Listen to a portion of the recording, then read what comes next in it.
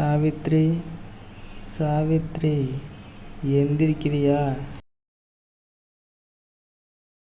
ஏன் இந்நேரத்துலேயே தூங்கிட்டு இருக்க? சமைக்கலான்னு பார்த்தேன், விறகில்ல, என்ன பண்ணுறதுன்னு யோசிச்சுட்டு இருந்தேனா, அப்படியே அசந்து தூங்கிட்டேயா. அப்படியா, சரி, நான் போய் விறகு வெட்டி கொண்டு வரேன். அப்புறம் சமைச்சிரு, 2 பேரும் சாப்பிட்டுக்கலாம். சரியா.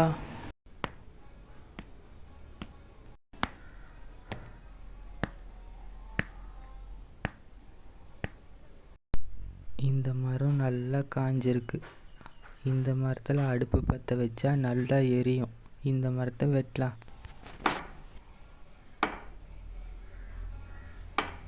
ஒரு வேளையாக இந்த விறகெல்லாம் வெட்டியாச்சு. வீட்டில் சாவித்ரி பசியோடு காத்துட்ருப்பா. இந்த விறகை சீக்கிரமாக எடுத்துகிட்டு போகலாம்.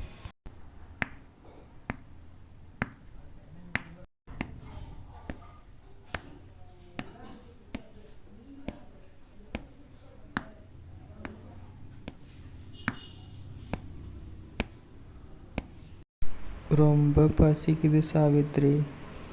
சரி இரியா, அரிசியும் பருப்பு சாப்பாடு சமைச்சு தரேன். சமைச்சாச்சு, உக்காரியா, சோறு போடுறேன். சாப்பாடு இவ்வளோ மனமாக இருக்கே. சாப்பாடு ரொம்ப நல்லா இருக்கு. எங்கள் வீட்டில் விறகு தீர்ந்து போச்சு. அதனால் நான் காட்டுக்கு போய் விறகு வெட்டி கொண்டு வந்தேன். இப்போது இந்த கதை முடிவடையுது. அடுத்த கதையில் பார்க்கலாம்.